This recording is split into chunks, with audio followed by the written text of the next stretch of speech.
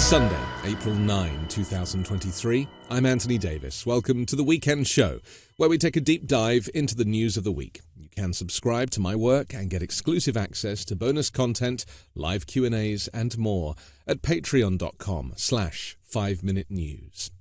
Joining us today is Shannon Watts, the founder of Mums Demand Action and author of Fight Like a Mother, How a Grassroots Movement Took on the Gun Lobby and Why Women Will Change the World. Shannon, welcome to the Weekend Show. Thank you. Thanks for having me. On March 28, we saw the murder of 3 children and 3 adults at the Covenant School in Tennessee by a former student. Police named the young victims as Evelyn Deekhouse, Hallie Scruggs, and William Kinney, all aged 9.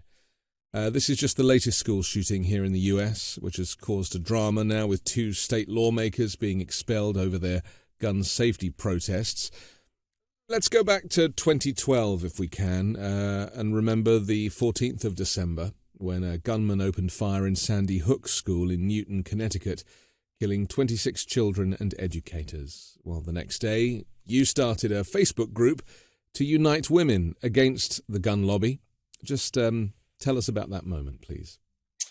I was a stay-at-home mom of 5 kids, ranging in age from elementary school all the way to college. And I had taken a 5-year break from my career in corporate communications to blend my family with my husband's, our second marriages. And I was just getting ready to go back to work, look for a job, when on December 14th of 2012, I was folding laundry in my bedroom of my home in Indiana. And I saw breaking news that there was a gunman in a school, as you said, in Newtown, Connecticut. And I just sort of sat on the side of my bed and watched this tragedy unfold for hours. And it was just, unfathomable at the time that 20 children and 6 educators would be slaughtered in the sanctity of an American elementary school. And like most Americans, I went to bed in tears and just absolutely devastated. And then I woke up the next day and I was so angry. And I was just to the point of being agitated. I didn't know what to do with all this rage. And I thought, when I was a teen growing up in the 80s, Mothers Against Drunk Driving was such an influential organization to me. And really, women are who have been at the forefront of any kind of major change in this country, right? All the way from prohibition up to the water crisis in Flint, Michigan. And so I thought, okay, there has to be an organization that already exists, like Mothers Against Drunk Driving, but for gun safety. And when I went online, what I found were mostly think tanks run by men, some one-off city and state organizations, again, mostly run by men. And I knew I wanted to be part of a badass army of women. So I started a Facebook page. I had 75 Facebook friends at the time. I was not on Twitter. And I just thought I was starting a conversation about the need for women to rise up against the gun lobby. And of course, women, being the forces of nature they are, turned it into the largest grassroots movement in the country. It's so interesting, isn't it? For those of us who are parents, and I have 2 kids in elementary school, and I moved from a country that had no guns. One school shooting years ago, they banned guns the next day, practically. That was Dunblane, and then there was never another event like it in the UK. And I moved and brought up my children in a country where school shootings are a regular occurrence and mass shootings are a weekly or daily event, effectively. And the statistic that bothered me the most recently, which is I know one that you have mentioned many, many times in your campaign, is that statistically now guns are the number 1 killer of children and teens in America. Yes, that's right. So, this crisis in this country, and it's pretty intuitive, right? The fact that if you have 400 million guns and in the hands of civilians, and you have very weak gun laws, that this will become an increasing crisis. Now, what the other side wants us to believe is that somehow more guns make us more safe. If 400 million guns and weak gun laws made us safer, we would be the safest nation in the world. And instead, we have a 26 times higher gun homicide rate than any peer nation. And so it isn't surprising that we are seeing gun violence and gun death increase, particularly in those states, red states, that have weakened their gun laws. And as you said, guns are now the leading cause of death among children and teens in America, everything from suicide to homicide to unintentional shootings. This is all preventable. This is all absolutely senseless. But something we also have that no other peer nation has is a gun lobby and gun makers who have essentially been given a seat at the table to help write our gun laws. And of course, they are not going to write those laws to protect public safety. They're going to write them to protect their profits. When you talk about the politics of this, you talk about, school shootings. It can be solved with gun safety or, reduction of certain types of firearms. We know that the studies have been done. But when we talk about who is preventing this, you refer to the other side. Is it really as simple as the fact that Republicans are all about school shootings and don't seem to have an emotional connection to the death of children in the same way that Democrats do? I mean, is it as cut and dry as that? Because, as a European looking at this, from my perspective, I just cannot understand how an entire political movement, in terms of the Republicans, can overlook this fact that the lives of children are lost in the process of, for them keeping something that is dear to them, but only in kind of name only. It is incredibly complicated, and it is an issue with a very long history. If you go back to the early 70s, the NRA was essentially a sports organization, right? So they were about hunting and fishing and even gun safety. That is not who they are anymore. They became radicalized in the late 70s. They became an organization that was focused actually on lobbying. And they've gone more and more to the right. And that's because they've been pulled to the right by other gun groups, national and state-based. So pretty much any state you live in this country has a gun lobbying organization that is to the right of the NRA. It's kind of how the Tea Party pulled the Congress to the right in the 90s. And so if you go back to, for example, 1999, the NRA and gun makers actually supported a background check on every gun sale. They opposed guns in schools. That's all for the watching on YouTube.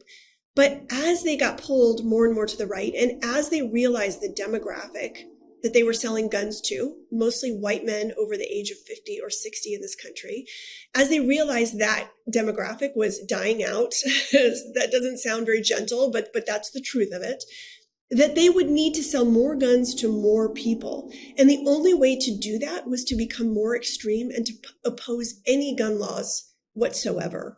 And that's where we've gotten to this place where so many Republicans feel beholden to the gun lobby because they used their power and their wealth to essentially make Republicans feel afraid that they would be primaried in any election they ran in, right, by someone who's to the right of them on this issue. If you go back to 2013, just a few months after the Sandy Hook school shooting, there was a bill put forward. It was a bipartisan piece of legislation that would have closed the background check loophole in this country, right? You have to have a background check on licensed sales, but you do not have to have them if you don't have to perform them if you are an unlicensed seller. And that's how millions and millions of guns are sold every year in this country.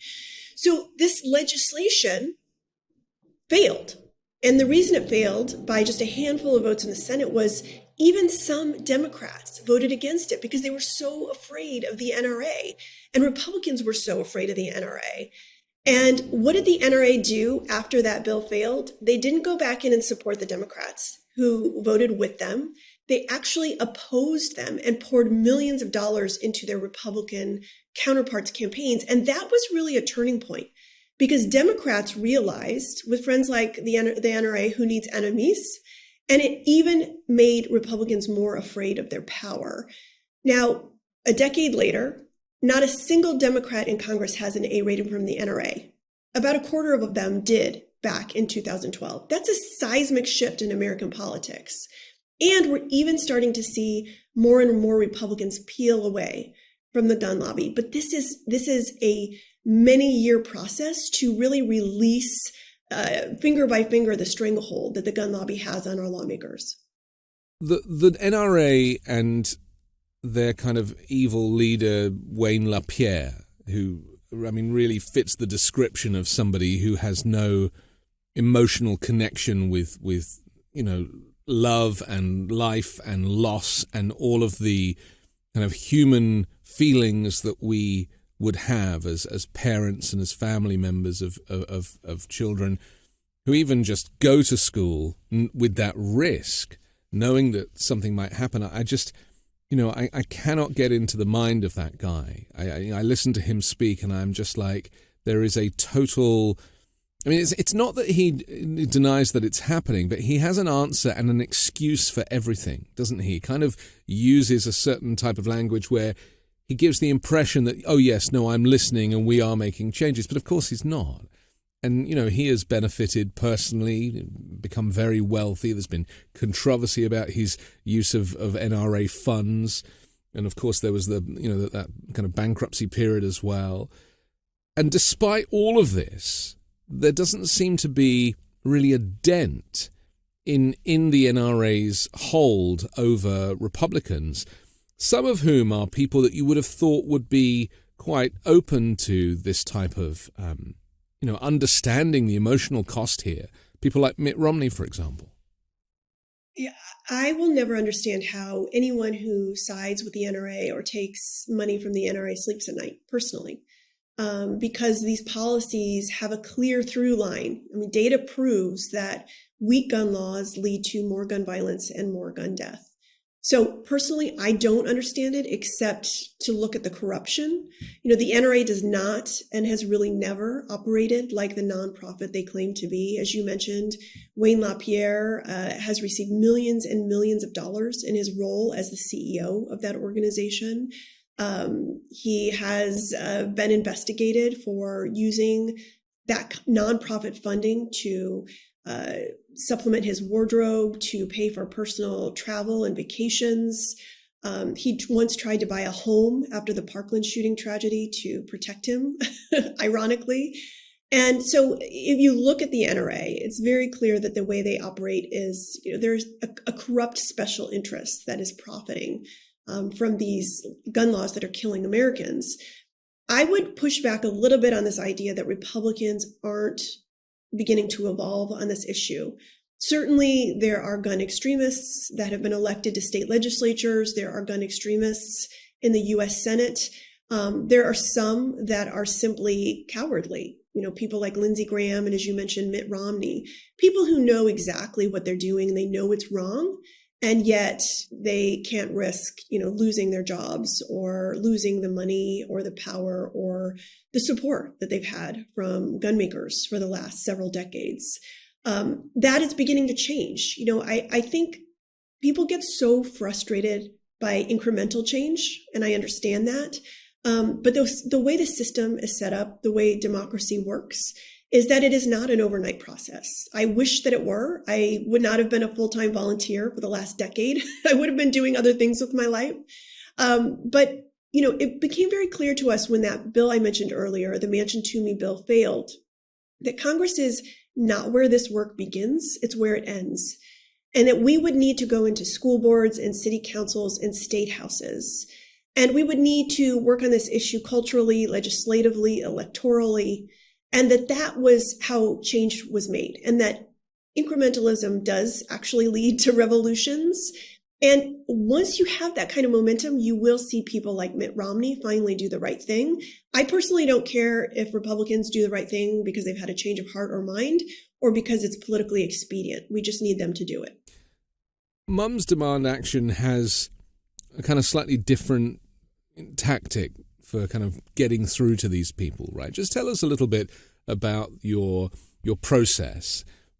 And because I do, and I apologize if I gave the impression that there wasn't change, because I know that there are so many people campaigning, and of course there is. But ultimately, banning these semi-automatic rifles would be the first and most obvious way of reducing the numbers of children who die in these shootings, because these weapons are used the most. But just explain about what it is that the organization is doing and how it goes about that. Sure.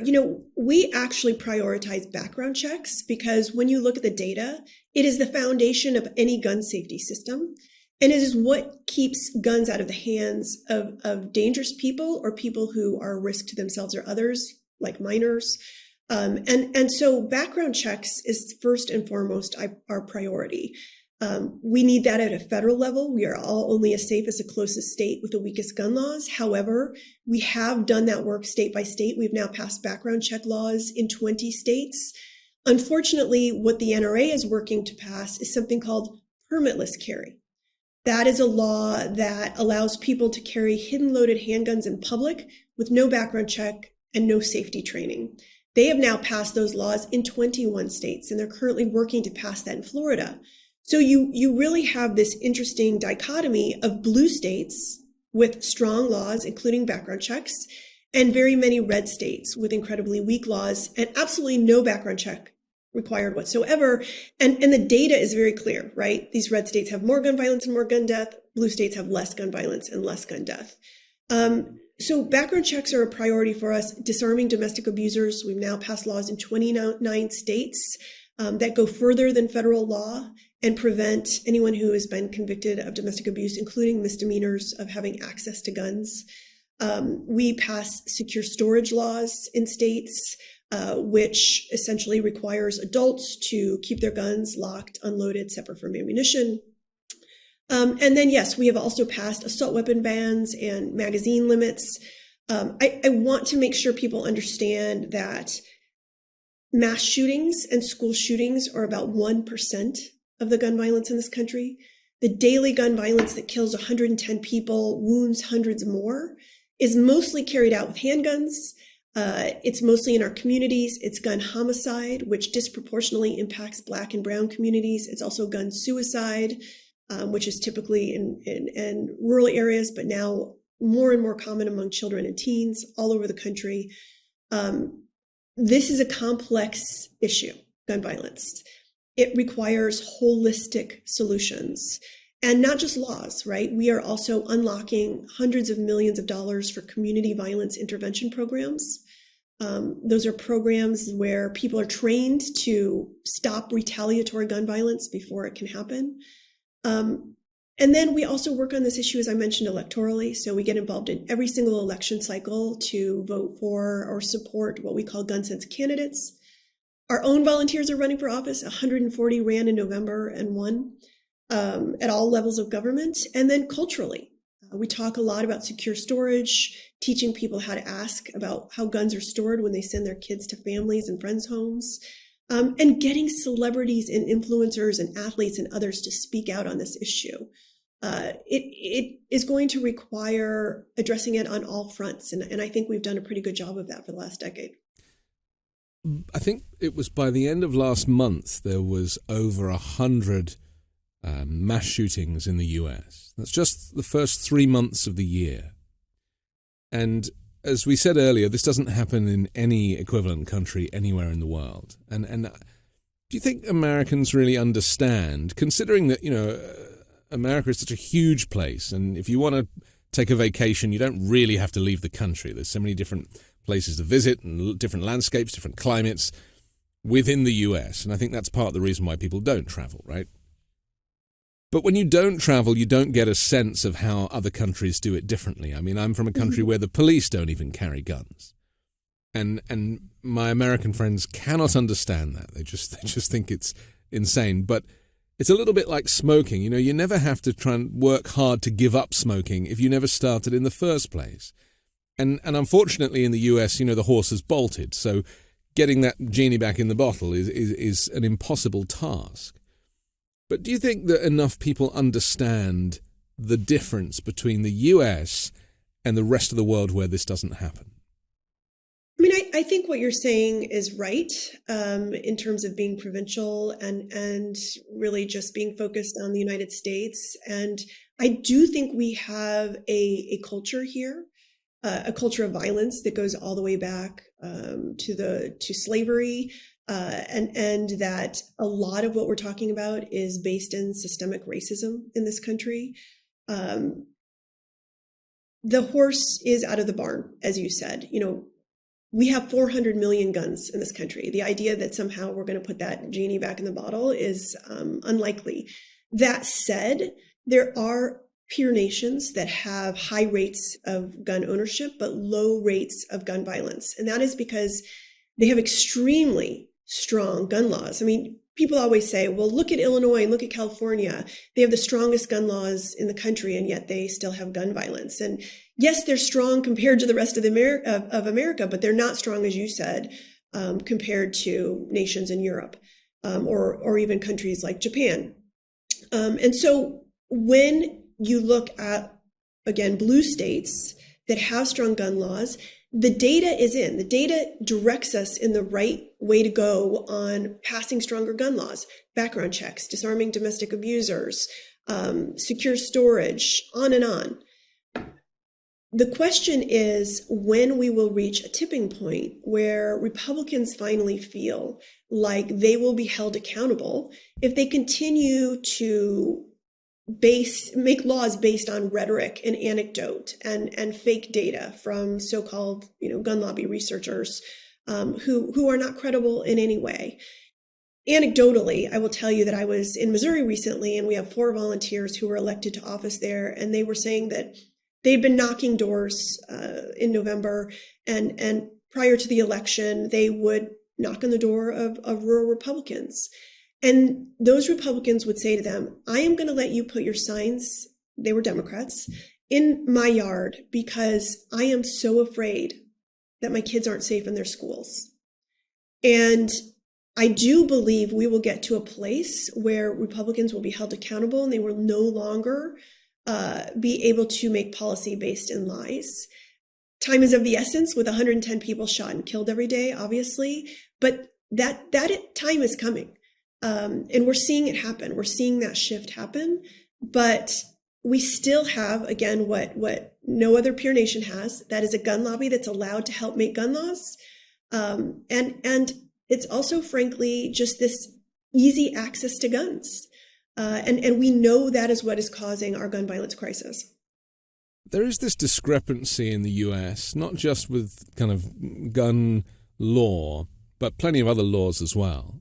Abortion is one of them, where the elected representatives' view does not reflect the view of their constituents or of the wider country. And so I have no doubt, because we've spoken so far about politicians, right? But as you say, in terms of parents, there can't be a single parent who sends their child to school who is happy about the status quo in terms of school shootings and gun laws and gun ownership. And I'm sure if you press parents, they will have a very different view to, say, their governor if they happen to be living in a red state. So how do we kind of cross that Rubicon of getting the people, Republicans and Democrats, to be more vocal about how they feel about gun safety and leave the politicians out of it? Is that a kind of way to do this, to make it more about the voices on the street rather than just the voices in Washington? Well, I mean, I think Florida is a good example of this. Right now, Governor DeSantis is trying to pass permitless carry. Polling shows it's not something Floridians want. The law enforcement is hugely opposed. They've testified against it. Even sheriffs, and many sheriffs in this country are conservative because it's an elected position and the NRA has sort of cornered the market on funding their campaigns. Even sheriffs in Florida, many of them are opposed to permitless carry. And yet Republicans are hell-bent on passing this legislation anyway. I think in large part because, this is sort of primary politics, and Governor DeSantis is trying to create a run for the presidency, and he wants to cater to and pander to the Trump base. many of whom are gun extremists. So that is a situation where people on the street, including police officers, are opposed to this extreme law. But they really do, I think, just count on Americans having short attention spans and either not holding them accountable or because of things like gerrymandering, not being able to hold them accountable. It's a sorry state of affairs, isn't it, where there is like a gigantic national miscommunication, right, where everybody knows that guns are bad, everybody knows that they kill children and at a far greater rate than in any other country. Everybody knows that as a fact, and yet there is this constitutional issue that a lot of people just fall back on the whole time, where they're just like, well, you're not taking away my guns, this is my Second Amendment right. It says in the Constitution that I'm allowed to do this, but it doesn't say in the Constitution that, you can go and kill children in a school. It doesn't say in the Constitution that you can have a weapon that was designed for the theater of war. How do we deal with this kind of miscommunication that doesn't seem to be, obviously conversations are had, but there must be a better way to kind of market this misinformation? Well, I think that's the rhetoric of gun extremists. And the NRA has a 30-year head start with that kind of misinformation. The Second Amendment has been perverted. It was never meant to protect the rights of criminals, to enable dangerous people to have easy access to guns, to arm domestic abusers, to pit Americans against one another, and to kill one another. This special interest, right, gun makers have perverted the Second Amendment to create billions of dollars in profit. And as a result, we have this 26 times higher gun homicide rate than any peer nation. So I believe that there will always be this subset of gun extremists who believe that rhetoric, who use that rhetoric. We have the data that shows the rhetoric isn't true, that having easy access to guns makes us all less safe. And so we just really have to create this grassroots army, which we have, that can go toe to toe with the gun lobby, that can hold lawmakers accountable. As I mentioned, we get involved in every single electoral cycle, and we give out something we call a gun sense distinction to candidates, regardless of political party, who are on the right side of this issue. And there used to be a point, as I said, about a quarter of all Democrats had an A rating from the NRA. Today, none do. And they proudly wear their F-rated pins. So this is a cultural change. It doesn't happen overnight, but there will always be gun extremists in this country. That is why we are trying to get Americans, particularly women who are the majority of the voting public, to use their voices and their votes on this issue and to affect change. And that's how we got, frankly, 15 Republicans to vote for the Bipartisan Safer Communities Act last summer. That was not something we imagined would happen just a decade in. I want to talk about women and men on this subject because obviously that's a big part of your campaign. But it also plays into this kind of gender stereotypes. It plays into the fact that the reality that most of these mass shootings, most of the school shootings, most of anything to do with firearms involves the boys and not the girls. The girls are the victims. The boys are the ones doing the shooting. It's very, obviously I'm a guy, so but I'm also vehemently against gun ownership. But I recognize that I'm living in a country that has a culture, as you say, that goes right back to the Wild West. Let's just talk about this kind of this gender issue here. If we eradicated all the boys, if we could wave a magic wand, then there wouldn't be any school shootings. There probably wouldn't be any wars either in foreign nations. What do you say about that aspect of it, and why is it so important that women drive this message home?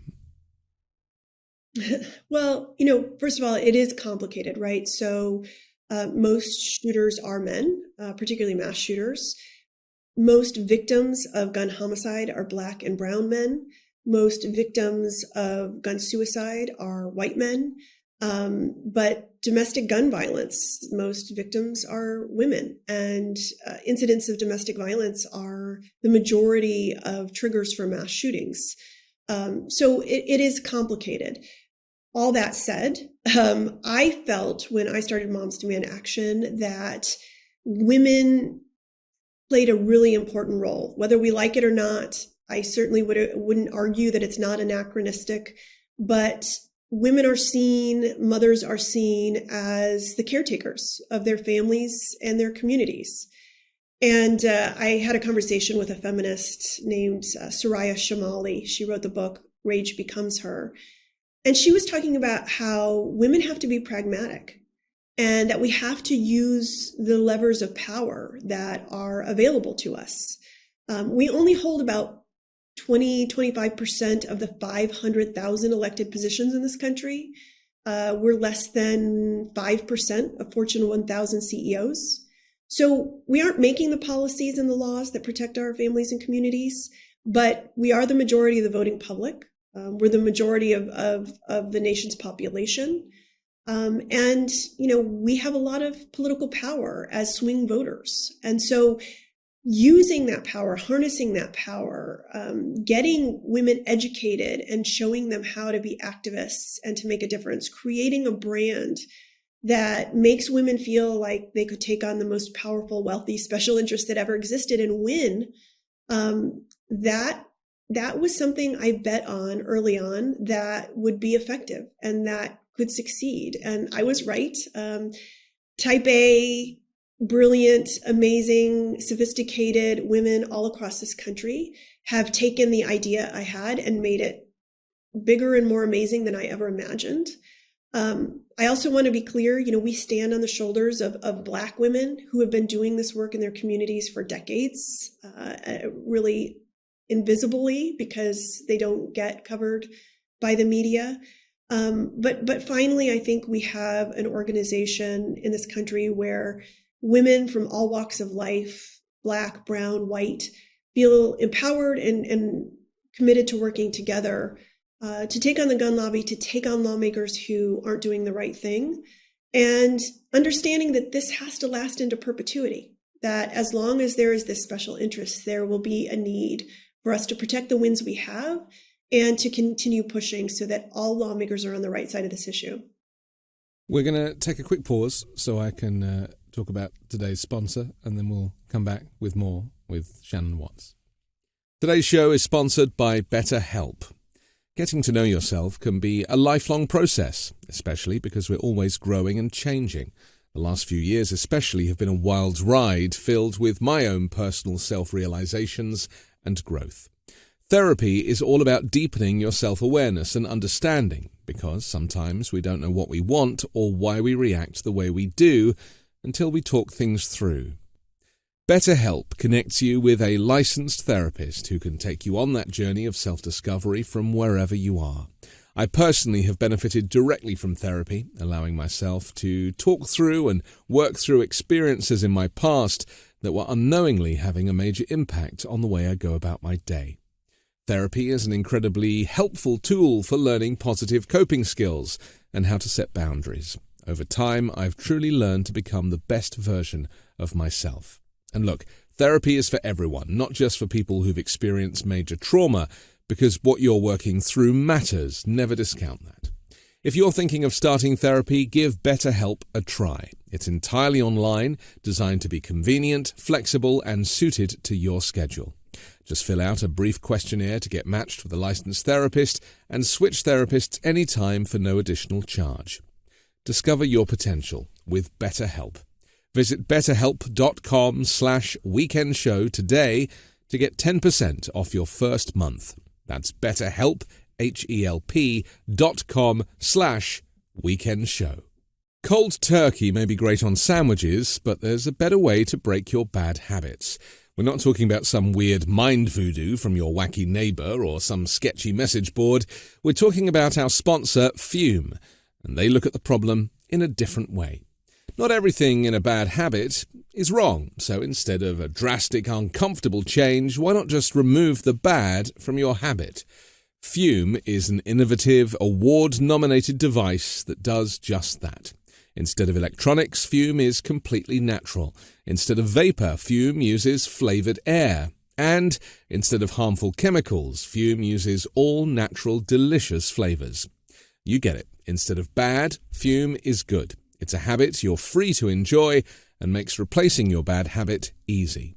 Your fume comes with an adjustable airflow dial that is designed with movable parts and magnets for fidgeting, giving your fingers a lot to do, which is helpful for de-stressing and anxiety while breaking your habit. I gave a fume to my sister, and she was shocked at how flavorful and fresh it tasted. It's easy to hold and perfectly balanced, and quite honestly, extremely fun to fidget with. The real wood material and sleek design definitely classes it up, and she feels pretty cool holding it. Stopping is something we all put off because it's hard, but switching to fume is easy, enjoyable, and even fun. Fume has served over 100,000 customers and has thousands of success stories, and there's no reason that can't be you. Join Fume in accelerating humanity's breakup from destructive habits by picking up the Journey Pack today. Head to tryfume.com and use code WEEKEND to save 10% off when you get the Journey Pack today. That's tryfum.com and use code WEEKEND to save an additional 10% off your order today. Shannon Watts of Mums Demand Action. Do you think the value of life in the US has kind of less currency than in other countries? Because this is how I feel with all of these conversations. And, I've interviewed Ryan Bussey a couple of times, who's a former gun executive who's turned his back on the industry and has kind of exposed a lot of their tactics. And I asked him a similar question, because civility is a word that comes up a lot for me anyway. I feel that, America has always been kind of uncivilized by nature of its history. You mentioned slavery earlier and obviously racism, which is embedded very much in the fabric of even conversations about gun crime. It gets into the kind of pores of every major issue in the US. But, hopefully we're becoming more civilized and not less civilized, and the value of life is increasing, not decreasing. What do you think about that? I think it's so complicated.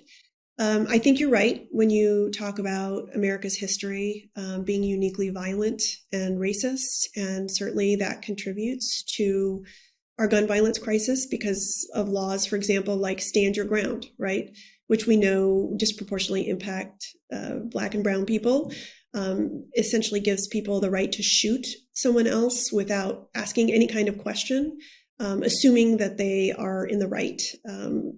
That makes everyday altercations, like everyone has, right, in every nation, it turns them deadly. Because when you have a gun, as the saying goes, when you have a hammer, everything looks like a nail. And I think the same can be said about having a firearm. And data bears that out. But, every time there's a mass shooting in this country or a high-profile shooting, you will always hear the same thing, particularly from media, which is this idea that somehow we are numb to gun violence. Having done this work now for over 11 years and interacting all the time with parents, particularly women across the country, I've never met a parent who said, you know what, this is just the way it is, and I accept it. And I am going to send my kids to school, and I'm not sure they're going to come home. I just don't think that is a real thing. I do think we're traumatized in this country. I think when you can't turn on the news and see horrific incidences of gun violence in your community all day, every day, and not feel that trauma, that secondhand trauma, I think that's what we mistake sometimes for numbness. And I think that's a very uniquely American issue, where we have to fight to get people to understand that they can make a difference, right? That if they get involved, that there's strength in numbers, and that is so incredibly important not to tune out, and to not ignore the issue or to expect that other people are going to do the work for you. I go back to what you said about do we value life? And, it's these same conservative lawmakers who say that they're pro-life, right? Who are passing these anti-abortion laws and who are going after trans kids and gay kids. and who are increasing the risk of maternal death through the laws they're passing. And yet they're perfectly fine, with easy access to guns. I saw today in Utah that they are going to prevent kids from under 18 from having access to social media, yet they have easy access to guns. I don't understand how they're able to justify those two ways of thinking, except to say the Second Amendment has somehow, with gun extremists, become synonymous now with Christianity and with patriotism, and this MAGA idea that having a gun is this American obligation. Well, they've been lied to, haven't they? I mean, that's what this boils down to, because none of those things are based in truth. Right. Like trying to prevent trans people from being part of society, or trying to prevent women from having access to women's healthcare. I mean, none of that is it's inhumane, aside from being uncivil. And so they've been lied to by, as you say, the kind of that MAGA movement that have weaponized patriotism and freedom and all of those things. We can all be patriotic. We all are patriotic, hopefully. We are all free. But freedom is not going to school and not knowing if you're going to come home, right? I mean, that is the opposite of freedom, right? This idea that America is based on the principle of freedom, and yet we don't feel like we are safe in our communities, on the streets, in our movie theaters, in our schools, in our libraries, and on and on and on. I mean, that's the opposite of freedom.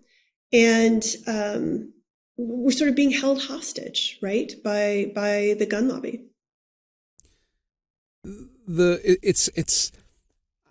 I'm naive, Shannon, and please, you're welcome to kind of say otherwise, but I think most people are inherently born good, right? I think that there's the nature and nurture debate, but I think that we are born good, and our exposure through our parents, through our education and our experience is what makes us or breaks us. And so I give people the benefit of the doubt that people are good. But when we talk about these lawmakers who choose money over lives, when we talk about gun makers, I mean, how many more guns do you need to sell? You already made your money. How much money do you need to spend? Well, I mean, is it that these people are just evil? Is that what it is? Is that they're actually not all born, or they're born good, but they have been led astray? I think the latter. I think money corrupts, right? Money and power corrupts. They know what they're doing is wrong, many of them, or they have seriously drunk the Kool-Aid. And I've met many of those lawmakers, particularly in state houses, who truly believe this misinformation, who truly believe the rhetoric. But I also think, as we talked about before, it's sort of full circle, this idea of there is misogyny and racism and bigotry that is involved in these laws. And also, we talked about the vast majority of lawmakers in this country are men. Most of them are white men. And I do think there is something to be said about they are afraid of ceding their power. And one way to keep a control on power against women and trans and gay people and Black people is through intimidation, right?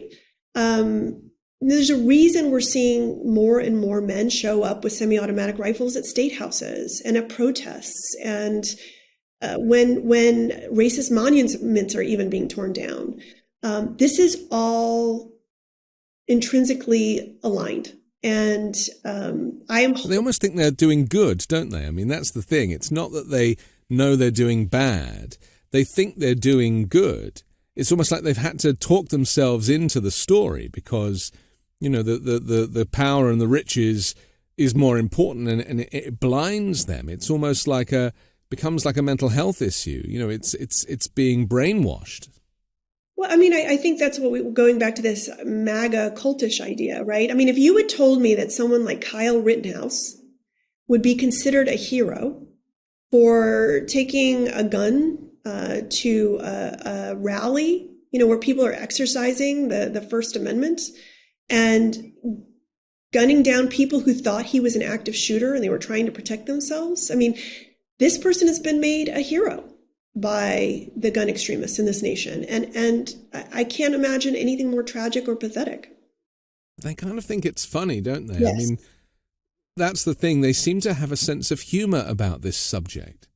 And you and I as parents, let alone the people that have actually directly lost family to gun violence, whether in school or otherwise, there is nothing amusing about this. I mean, you can't even make there is no joy in this at all. It is painful and it is tragic, and yet Kyle Rittenhouse kind of had a smile on his face throughout all of this. Well, and he's been made famous and will probably be made wealthy by this. But what you remind me of is a few years ago, I went and was sitting in the state legislature in New Hampshire. I just happened to be there on this day. And our survivors were testifying in favor of gun safety legislation. And all of the Republican members who were on the committee hearing panel, including the men, were wearing pearl necklaces. And I couldn't figure out why were they wearing these pearl necklaces. And turns out the reason they wore them was because they were saying that we were clutching our pearls, right, around gun issues. They're doing this to survivors of gun violence. And this idea that somehow it's funny. I mean, it's cruel. I mean, even wearing the pin of Yes. the rifle, which I've seen in Congress recently, several of the Republicans have been wearing that. I mean, that really is, a knife in the back of anybody who has tried to bring legislation or save lives. Yeah, It's absolutely. it's unfathomable to me. I mean, and I think part of that is my European perspective, but it's also my perspective as a parent, which we share. I just want to talk about a Congressman, Maxwell Frost, a black Central Florida congressman who made a speech recently in Congress that was very, very powerful. It was really the first time I'd seen somebody who needed to be saying this stuff use such explicit language.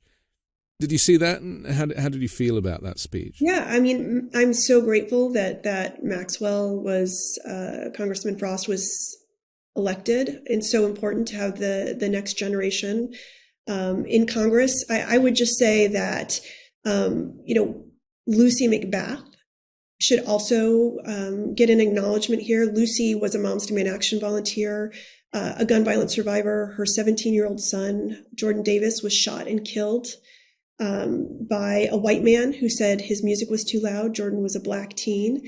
And Lucy became a volunteer. She had been a flight attendant. Then she became a spokesperson. And then she ran for a seat in Congress held for 30 years by Republicans. It's Newt Gingrich's old seat. She won that election and has won 3 times since. And I really think she is sort of the role model for Congressman Frost. The first thing Lucy did was to pass stronger gun laws in 2018 through the House. Look, I think it is incredibly important that we elect survivors and gun safety advocates to office at all levels, because that is really how you play the inside game and the long game. We have noticed that when we train our volunteers to become advocates, they sort of intuitively want to become lawmakers. You spend a lot of time in a state house and you realize these are not rocket scientists, many of them. They don't maybe know as much about the issue as you do. They don't care as much about the issue as you do. And I think that electing people like Congressman Frost, Congresswoman Lucy McBath, and so many others in the last several years, it's really key to changing the culture around this issue. I want to talk about 2 things. Firstly is the phrase thoughts and prayers, which is something, for those who don't know or those outside the US who aren't familiar with the term, has become a kind of catch-all phrase that appears in tweets and in statements made invariably by Republicans because it just like that's as far as they're going to go. Yeah. A mass shooting happens, children get massacred, thoughts and prayers. Doesn't include any detail, doesn't make any specific promises, doesn't really even say that much, does it? Thoughts and prayers. I mean, we could do that every day about anything. Just talk about the kind of significance or possibly the insignificance of that language and why it's so frustrating when you hear it. Yeah, I mean, it's become a meme, right? It is not something that is taken seriously anymore. We started seeing this after the Sandy Hook school shooting tragedy, where lawmakers would offer their thoughts and prayers without any action whatsoever. I get the prayers piece. I'm not sure what the thoughts means, but either of those things without action are pretty meaningless. These people are in power to make laws. If they don't believe laws work, they've probably picked the wrong line of business. We aren't electing them for their thoughts or for their prayers. And so we started pointing that out because we just saw it over and over again. Most lawmakers are now too embarrassed to use those words because they will be ridiculed online, rightly. And I think it's an important way for us to point out that, if thoughts and prayers worked, we wouldn't keep having rising levels of gun violence in this country. And so I just think, it's become a joke. And anyone who uses that phrase really is sort of becomes a laughingstock on Twitter very quickly. Because there seems to be, apart from that phrase, there seems to be kind of zero engagement. And so even if there is a debate, Republicans will come to the table with a very closed mind. And now hopefully there are a few anomalies to this. I don't want to tar everyone with the same brush. But the rhetoric that has been spun is that Democrats want to take away your guns, which is not true, right? There is no basis in truth at all with that. And I respectfully understand the United States, and I wouldn't, as a British person, for a second suggest that Americans should have their guns taken away. But it would be an obvious thing for every gun owner in the US to want to be background checked, to want to have a secure place to store their firearms, to want to have training on how to use them properly so they don't accidentally shoot themselves. I mean, this is just common sense. And yet there is this miscommunication once again where the marketing of Democrats want to take away your guns is much louder than the detail and the reality, which actually most civil, level-headed people would agree with. I actually don't think, and this is based on my experience in the last decade, I actually don't think that idea of Democrats want to take your guns resonates anymore. I think people think, especially after, many years of a Democratic administration, Obama and then Biden, and that not happening, like that just, I don't think people can say that seriously. But what we do see, again, is this idea of gun extremists dragging the party to the right, where it's not about Democrats taking their guns away anymore. It's about wanting to have unfettered access to guns, right? So somehow a background check is a constitutional infringement, or having to pay for safety training or making safety training mandatory.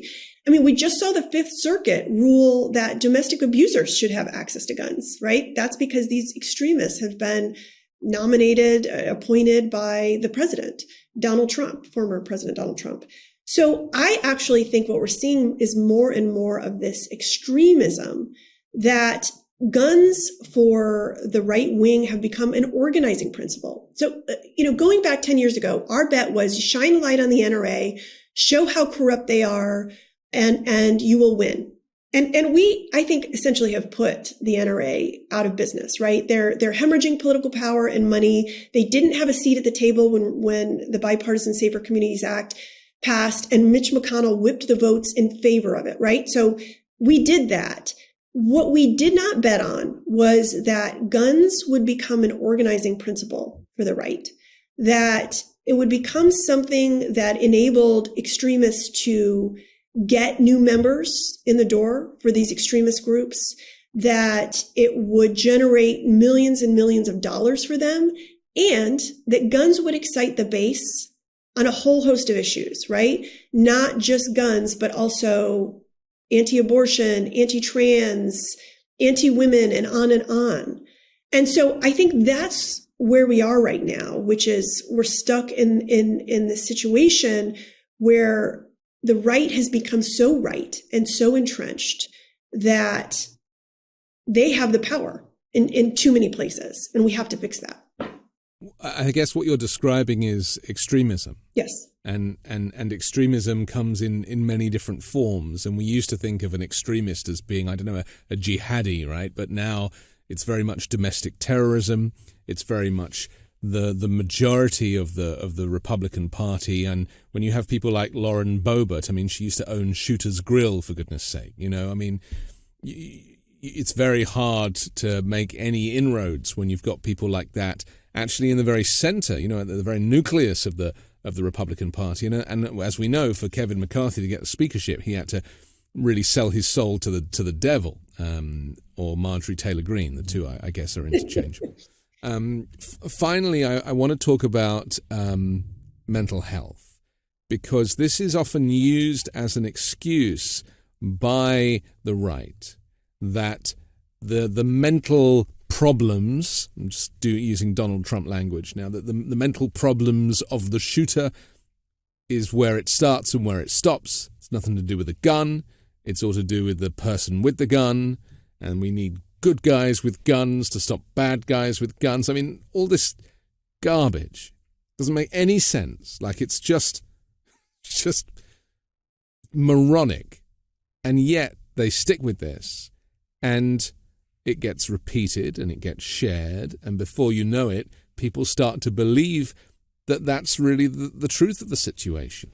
So let's talk about finally how mental health has been kind of weaponized as an excuse to kind of do nothing about gun safety. There's so many straw men. Certainly mental health is one of them. At one point, I was keeping online a record of all the things Republicans blamed mass shootings on, and it was everything from mental illness to video games to Adderall to not enough exit doors to too many exit doors to single parenting. The list is long and bizarre. But mental health is one that comes up over and over again. Of course, the irony here is that Republicans constantly veto funding for mental illness programs and then blame it each time there's a mass shooting. If they really thought this was the cause that could be addressed, I would think they would support funding for it. But when you look at the data, we have the same rates in America of mental illness than our peer nations do. What we have, again, is so much more gun homicide and gun suicide because we have such easy access to guns. Mental illness, people who are mentally ill, they are much more likely to be victims of gun violence and not perpetrators. And so we just know based on the data that is an inaccurate reason for any kind of gun violence.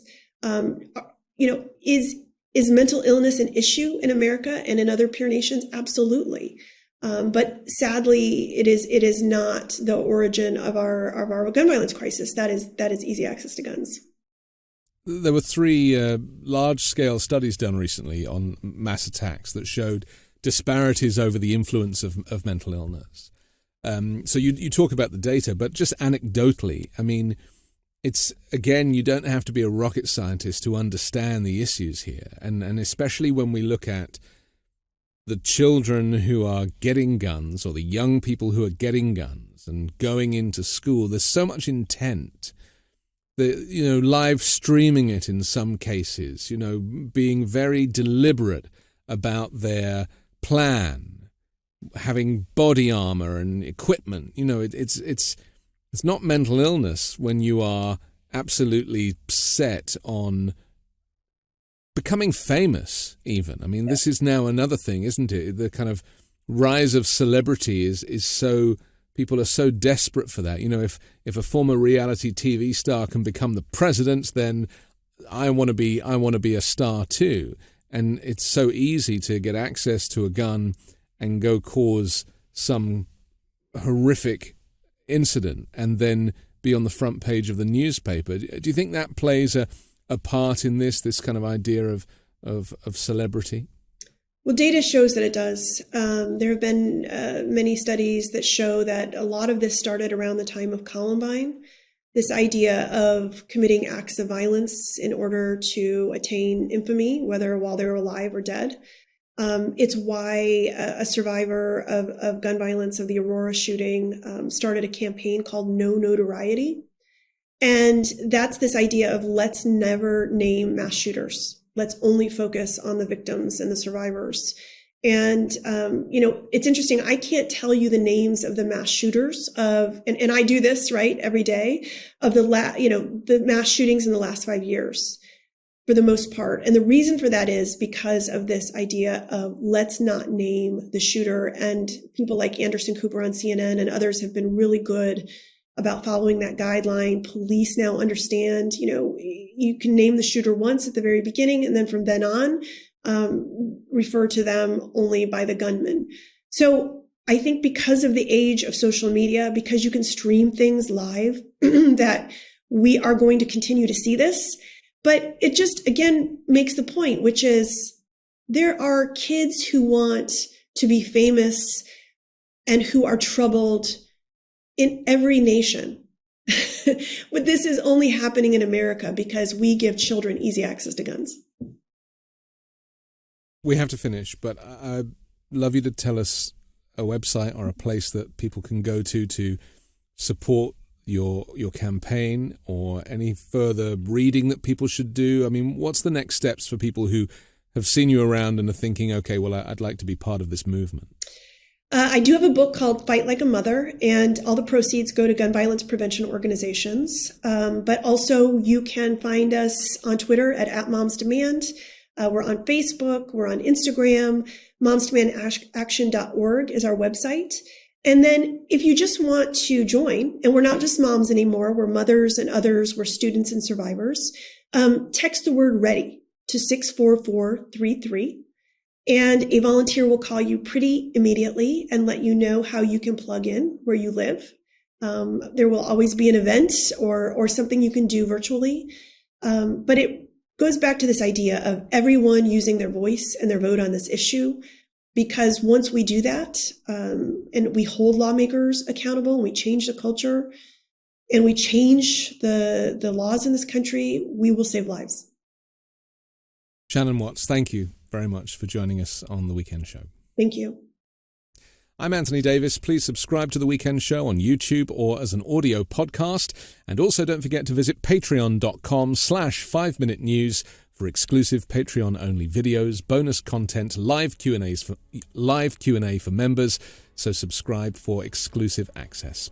The 5-Minute News Daily Podcast drops every morning, so hear me tell you the day's news, and join me next week with a brand new special guest and 3 more factual news stories to discuss on the 5-Minute News Weekend Show with Midas Touch.